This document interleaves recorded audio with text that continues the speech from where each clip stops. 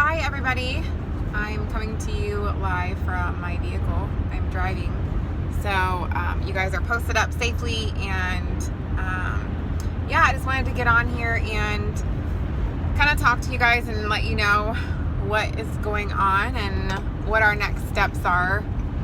I know we all left off on kind of a rough page together. I ended up miscarrying last week. It was quite the process. I won't go into specific details. I don't want to trigger anybody, and I obviously don't want to bring up old feelings. They're still very much so raw feelings, and if you've ever gone through a miscarriage or loss, you know how that feels. So it's just something that I'm not necessarily brushing underneath the rug. I'm just kind of taking it as it comes and processing the feelings and kind of trying to do my best to move forward and not dwell on something I have zero control over. That's what really sucks about infertility. We try to do everything we can in our power to be as healthy and proactive with our health and our processes of elimination of various things, and making sure dotting all the I's, crossing the T's, having all these procedures and things done, and crossing so many bridges and overcoming so many obstacles. It's just really exhausting is the best word I can use to describe infertility. It really truly sucks. So I'm at the point where I just want to be my own advocate and be able to help others, and if this is my way of being able to cope with loss, then this is going to be my avenue to ensure that I'm not losing myself. With that being said, I am taking a couple of months off. I want to make sure my body is recovering from the miscarriage. I was going to go right into another frozen embryo transfer. We do have one left. It is not PGS tested. I'm very skeptical, as this was our third loss, and they're mentioning chromosomal abnormalities.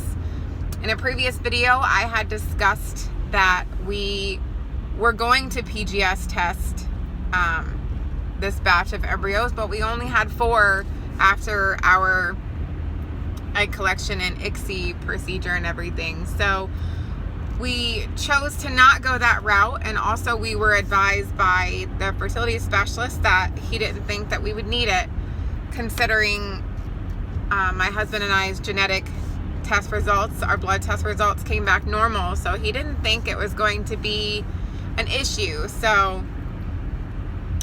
with that being said, we just chose to move forward and kind of press our luck, if you will, which is not a good idea when you're going through infertility.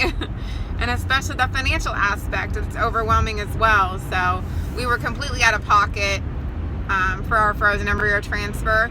Thankfully, our fresh transfer and our egg collection, a majority of it was covered through my insurance from the company that I previously worked for. I did recently start a new job, and they do have some infertility coverage. However, it is based off of your diagnosis and what's leading you to infertility. Thus far, the diagnosis we're getting, it's considered unexplained, but we do have male factor. So on my end, it's unexplained, but we believe the main root from our first 2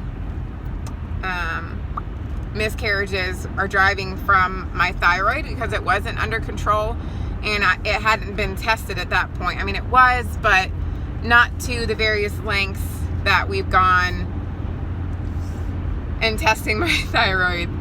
through IVF and that process. So it's completely different than, what it was with our IUIs. Yes, it was tested, but not for like my T3, T4 or antibodies and things like that, like it was going through IVF. As soon as they saw that there was an issue or a discrepancy with my levels, they made sure, sorry about the lighting. Like I said, I am driving and it's sunny outside, kind of. But, yeah, so when my level came back, completely hyper, crazy, off the charts, hyperthyroid, they went ahead and ran my T3 and T4. And what was weird about that was that those levels came back normal, but my antibodies were questionable. So, and it's just so weird with your thyroid. If you don't have thyroid disease, let me tell you a little thing or two. Your thyroid controls, it's like the control center, and it matches up quite nicely with your pituitary gland. So it is pretty much your central control system for all your hormones. So it can control your appetite. It can control, your mood, your temperature control in your body. I mean, everything is linked together in your endocrine system. So when something is off, you definitely feel it. Some symptoms are more prominent than others. And, some people have different symptoms when they could have the same, hyperactive or overactive or underactive thyroid. It just depends on the person. We're all individuals, and, we're going to feel things differently. But I'm kind of jumping all over the place, so I apologize. Let me kind of hone back into the purpose of this video. So basically what it's boiling down to is I'm really just trying to be a healthier version of myself. Not that I'm not healthy. I don't smoke. I don't drink. I do kind of make poor choices with eating. I'm someone that is always on the go. I do have Tamsin. She'll be 1.5 next month. It's crazy. Mind blown. Time is flying for sure. And I am a full-time student. I'm getting my master's in accounting. This is my last semester. I have a little under 2 months left to go. I graduate December 15th, so that's going to be quite an accomplishment. I'm super excited about that. And of course I work full time. So I am full-time, on the go, crazy person. So anything that can make my life easier and, I guess less stressful. And what happens to be the most stressful is, for me, food planning. I've always, been pretty good about making sure like I have my lunch packed the night before, and I make sure I guess plan my day out. But as far as meals are concerned, I kind of wing it. And that leads to poor choices in food and, fast food and whatever is the quickest. It's not always going to be the healthiest, but I'm wanting to change that.